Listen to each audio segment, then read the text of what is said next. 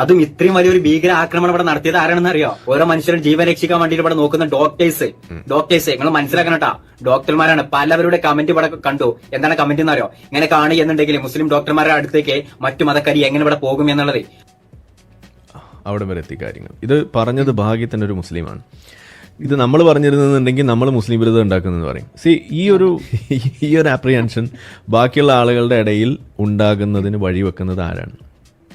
ഇതാണ് നമ്മൾ ചോദിക്കുന്നത്. ഇത് മുസ്ലിങ്ങളിൽ പെട്ടിട്ടുള്ള തീവ്രവാദികൾ അവർ ചെയ്തു വെക്കുന്ന കാര്യങ്ങൾ, അതിന് ഈ മുസ്ലിങ്ങളായിട്ടുള്ള ആളുകൾ കൊടുക്കുന്ന ഒരു പരോക്ഷ പിന്തുണ, അതുപോലെ തന്നെ ഡയറക്റ്റ് പിന്തുണ, ഇത് രണ്ടും കൂടി ചേരുമ്പോൾ ഇത് സത്യത്തിൽ മുസ്ലിങ്ങളുടെ സ്വന്തം അവസ്ഥയ്ക്ക് തന്നെയാണ് ഏറ്റവും വലിയ ഒരു വിലങ്ങുതടിയായിട്ട് മാറുന്നത്. അവരുടെ ജീവിതമാണ് ഇവിടെ കുട്ടിച്ചോറാക്കുന്നത്. ഇത് മുസ്ലിങ്ങൾക്ക് തിരിച്ചറിയാൻ കഴിയുന്നില്ല എന്നുള്ളതാണ് നമ്മളെപ്പോഴും പറയാറുള്ളത്. ഇവിടെ അതിൽ നിന്നും വിഭിന്നമായിട്ട് ഒന്നോ രണ്ടോ ആളുകളെങ്കിലും ഇതേപോലെ ശബ്ദമുയർത്തി സംസാരിക്കുമ്പോൾ അത് ഏത് ഘട്ടത്തിലാണെന്ന് ആലോചിക്കണം. നമ്മളുടെ ഇടയിൽ ചില ജീവിച്ചുകൊണ്ടിരിക്കുന്ന വലിയ കൊലകൊമ്പൻ എക്സ് മുസ്ലിം മദ്രസ ഉസ്താദുമാരുണ്ട്. ഒരു അക്ഷരം വേണ്ടിയിട്ടില്ല. അവരുടെയൊക്കെ പോസ്റ്റ് ഫേസ്ബുക്കും അതൊക്കെ എടുത്ത് നോക്കി കഴിഞ്ഞാൽ പൂച്ച പെട്ട് കിടക്കുകയാണ് അവിടെ. ഇതാണ് അവസ്ഥ.